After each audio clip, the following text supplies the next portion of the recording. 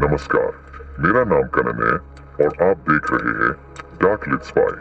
आज मैं आपको एक ऐसी रहस्यमयी हत्या की कहानी सुनाने जा रहा हूँ जिसने पूरी दुनिया को हिला कर रख दिया था। एक ऐसा केस जो 78 साल बाद भी अनसुलझा है। यह कहानी है द ब्लैक डहलिया मर्डर की। साल था 1947।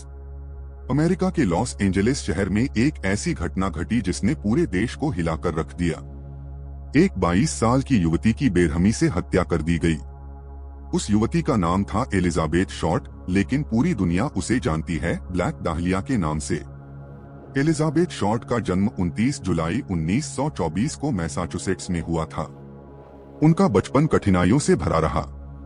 जब वह सिर्फ 5 साल की थीं, उनके पिता ने परिवार छोड़ दिया। गरीबी और संघर्ष के बीच एलिजाबेथ का सपना था कि वह हॉलीवुड में एक प्रसिद्ध अभिनेत्री बने। इसी सपने के पीछे वह लॉस एंजेलिस आईं। लॉस एंजेलिस में उनकी जिंदगी आसान नहीं थी। वह अलग अलग जगहों पर वेट्रेस का काम करती, लोगों से मिलती, पार्टियों में जाती और फिल्म इंडस्ट्री में खुद को स्थापित करने का प्रयास करती रहीं। काले कपड़े और लाल लिपस्टिक में उनकी खूबसूरती लोगों का ध्यान खींचती थी। उन्हें ब्लैक डाहलिया का नाम भी उनके इस काले ड्रेसिंग स्टाइल की वजह से मिला था। उस समय एक पॉपुलर फिल्म थी ब्लू डाहलिया, और इसी के आधार पर उन्हें ब्लैक डाहलिया कहा जाने लगा। 15 जनवरी 1947 की सुबह लॉस एंजलिस के लेमर्ट पार्क में एक महिला अपने बच्चे को लेकर टहल रही थी। अचानक उसकी नजर खाली जमीन पर पड़ी। पहले तो उसे लगा कि यह कोई टूटी हुई मनीक्विन पड़ी है, लेकिन जब उसने ध्यान से देखा तो उसके होश उड़ गए। वहां एक युवती की लाश पड़ी थी, 2 हिस्सों में कटी हुई, कमर से अलग। शरीर पूरी तरह से खून से साफ किया गया था, जैसे किसी ने धोया हो। उसके चेहरे पर ग्लासगो स्माइल दी गई थी, दोनों होठों को कानों तक चीर दिया गया था। शरीर पर कई टॉर्चर के निशान थे, लेकिन कहीं भी खून नहीं था। मतलब हत्या कहीं और की गई थी और फिर लाश यहां फेंकी गई थी। पुलिस तुरंत पहुंची, मीडिया भी जुट गई। जल्द ही यह केस पूरे अमेरिका का सबसे चर्चित केस बन गया। पोस्टमार्टम में पता चला कि एलिजाबेथ की मौत सिर पर गहरी चोट लगने से हुई थी। उन्हें काफी देर तक टॉर्चर किया गया था। उनकी लाश को इतने परफेक्शन से काटा गया था कि पुलिस को शक हुआ कि कातिल के पास सर्जिकल नॉलेज था, शायद कोई डॉक्टर, मेडिकल स्टूडेंट या फिर कसाई। जांच के दौरान पुलिस को कई सुराग मिले। एलिजाबेथ का आखिरी बार देखा जाना, कुछ संदिग्ध फोन कॉल्स, होटल रजिस्ट्रेशन और उनका सोशल सर्कल, लेकिन कोई भी सुराग कातिल तक नहीं पहुंचा सका।